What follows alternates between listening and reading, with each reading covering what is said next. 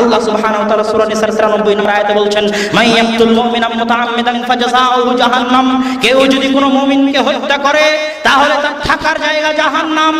এতটুকু বলাই যথেষ্ট ছিল আল্লাহর জন্য যে কেউ যদি কোনো মুমিনকে হত্যা করে তার থাকার জায়গা জাহান্নাম, কারো থাকার জায়গা জাহান্নাম হওয়াই যথেষ্ট ছিল। কিন্তু রক্ত যে মুমিনের, এই জন্য আল্লাহ থামলেন না। আল্লাহ বললেন খালিদান ফিহা, শুধু জাহান্নামে যাবে না, জাহান্নামে চিরস্থায়ী থাকবে। এতটুকু বলাও যথেষ্ট ছিল আল্লাহর জন্য।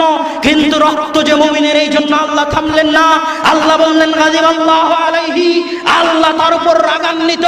কারো উপর আল্লাহর রাগান্বিত হওয়াটাই যথেষ্ট ছিল, কিন্তু রক্ত যে মুমিনের, এই জন্য আল্লাহ থামলেন না।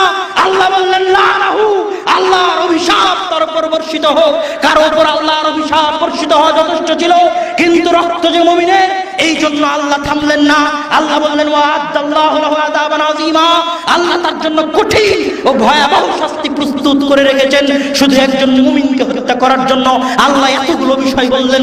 1, জাহান্নামে যাবে, 2, চিরস্থায়ী জাহান্নামে থাকবে, 3, আল্লাহ তার উপর রাগান্বিত, 4, আল্লাহর অভিশাপ তার উপর বর্ষিত হবে, 5, তার জন্য আল্লাহ কঠিন শাস্তি প্রস্তুত করে রেখেছে। কেন?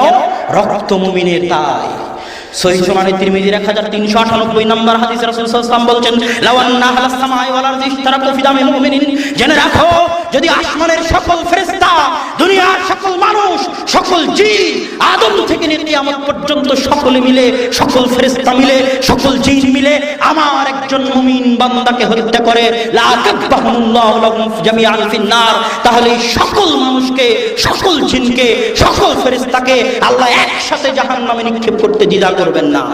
রক্ত মুমিনের। তাই আর এক হাদিসে রাসূল সাল্লাল্লাহু আলাইহি ওয়াসাল্লাম বলছেন, লা যাওয়ালুদ দুনিয়া আও লাহাদামুল কাবা আহওয়ানু ইনদাল্লাহি মিন দামি মুমিনিন, আল্লাহ সুবহানাহু ওয়া তাআলার নিকটে কাবা ঘরের চাইতেও, সারা দুনিয়ার চাইতেও একজন মুমিনের দাম বেশি।